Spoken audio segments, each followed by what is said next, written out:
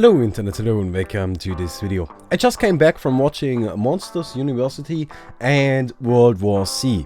I also watched Monsters Inc. right after watching Monsters University because we decided, well, we kind of want to see that movie again. So I want to quickly go ahead and talk about that a little bit since I really enjoy talking about movies.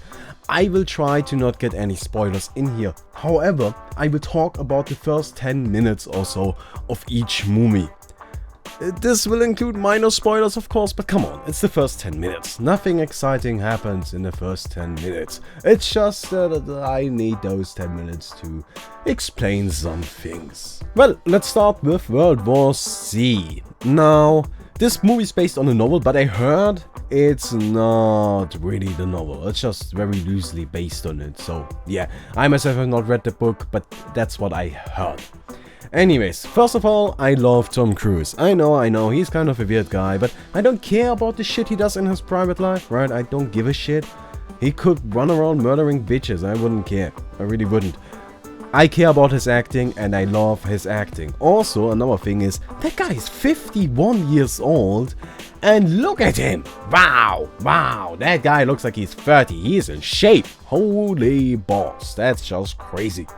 But let's get to the movie, shall we? So it starts off pretty generic, but it then picks up the pace rather quickly, which is something I enjoy. Now, one thing I didn't like about the movie is that it had that thought of being a little bit more than just your regular summer blockbuster by taking it to a more deeper and more macabre level, but they didn't want to fully go through with that, and that's something that kind of annoyed me throughout the entirety of the movie. Now let's talk about zombies in general. The interesting thing about zombies is that zombies are more than just some kind of threat. They are much more like a natural disaster. You can't win against zombies. Fighting against zombies is not an option. It will not happen. You will not win against them. The only choice you have got is to fight to survive. You have to stay alive for as long as possible. That's your goal. That's your quest. But you can't win against the zombies. And the movie starts off really well. In the first few scenes, there is that feeling of despair. It transmits really well because these zombies just seem to be so ridiculous, so out of hand, and you cannot go up against them. They are far too powerful, far too quick, far too strong, and far too many. Another thing I enjoyed a lot is that early on in the movie, they have one character portrayed as the hope, as the key to solving this issue. But that character just dies. He just dies instantly. And it's not even a glorious death. It's not even a noteworthy death. And they don't even make it out to be a big deal. He just dies. And I like that. I like that because it just gave me that feeling of, well, in this world, death is instant. You make one mistake and it's over. After I saw that scene, I was super excited for the rest of the movie. Only to be disappointed and presented some random summer blockbuster with really nothing special going on. Some nice special effects, but that's really it. Most of it shot in the dark, so you can't even see anything. Boring ass characters, illogical scenes that make absolutely no fucking sense whatsoever, and an ending that is nothing of, like, there's no, what? Why? There are so many logic flaws in there. So many. I could write a better story. I am sorry, this movie, even though he starts off amazingly well, is not very good at all.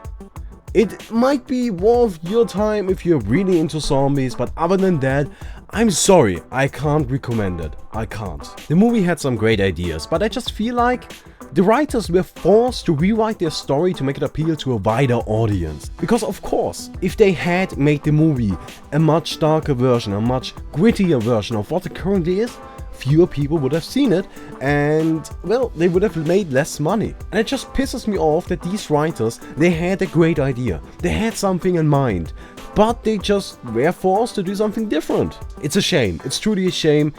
It's a waste of potential. Now that that is out of the way, let's talk about Monsters University. I think you can already tell, but I loved that movie. It was hilarious. But before we go into that, I want to quickly mention two other things. First of all, if Despicable Me 2 got the same soundtrack as the trailer, I am so buying a cinema so I can watch that movie like on repeat. Seriously. Trailer, hilarious. Eminem soundtrack, oh my god, yes please. And don't even give me that shit. You can't afford a cinema. Of course I can. YouTube money. Anyways, next up is the Blue Umbrella.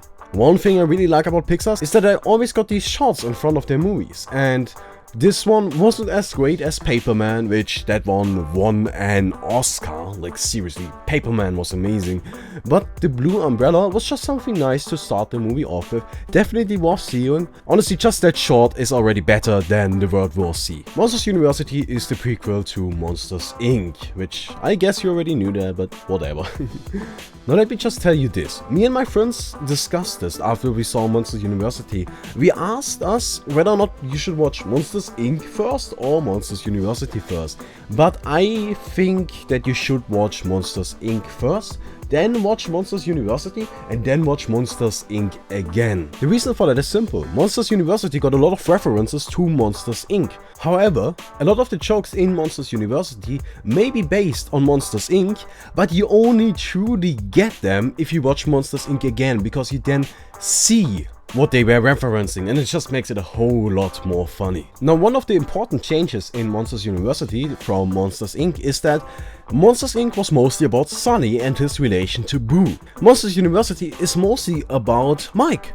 Mike is the main character. Sully is also one of the main characters, but he's not as important. He is not the center of attention. Now I'm just gonna give you a short overview over the story, but Mike and Sully both want to be one of the scary monsters. They want to scare little children and work at Monsters Inc. But Sully is a natural at it. He is amazing at it because he's just naturally scary. Mike, however, is not. Mike is just not scary. He's not. But Mike studies really hard while Sully doesn't, so we've got these exact opposites going up against each other. However, both of them get expelled from the Scarer course, and now they have to work together to win some competition so they can get back into that course. Let's be honest, the story is very generic and nothing outstanding. But let me just say this much, the movie gets carried by his humor. The movie is incredibly funny. Incredibly funny. Even funnier than the original Monsters Inc. I was just sitting there laughing my ass off. I couldn't stop laughing. It was hilarious, absolutely brilliant. The jokes were set at the exact right moment. They had those awkward little moments that just lasted a little bit too long to not be funny. It was absolutely brilliant, absolutely amazing. Another thing I really liked about the movie was the antagonist.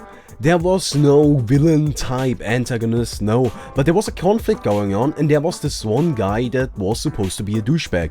Now the thing I loved about him was, first of all, his voice acting was brilliant, absolutely outstanding. But it didn't stop there, because the guy was just an absolutely perfect douchebag. He was nice, he was charismatic, he was funny, he was good at everything, pretty much everything. He was a great scarer, he had amazing grades. Everything about him was perfect, except for the fact that he was just a tiny little bit more arrogant than you could stand. You hated him, you hated everything about him, simply because of that tiny bit of arrogance that they added into his character, into that perfect character, and I thought that was just highly impressive. And one last thing about Monsters University, the ending is brilliant.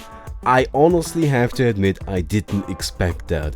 I usually am really good at guessing the endings of movies. Like with World War C, I knew how the movie was gonna end 15 minutes into it. But with Monsters Inc., I was sitting there guessing and I was sure I had it right. But no, I was completely wrong, utterly wrong. I just didn't guess correctly. And I loved that, I really did. The ending was very unexpected, but it's not the kind of unexpected that you dislike, it's the kind of unexpected that you really enjoy. And yeah, Now, to give an overview over the movies, Rotten Tomatoes gave World War C a 67%. I have to put that down, I would probably give it less than that. Monsters University got a 78%. I would push that up, honestly, I would push that up to like 90. I thought it was amazing, a must see, a must see. Anyways, I hope you enjoyed this video. If you did, please don't forget to leave a rating on the video, and see you tomorrow. Bye.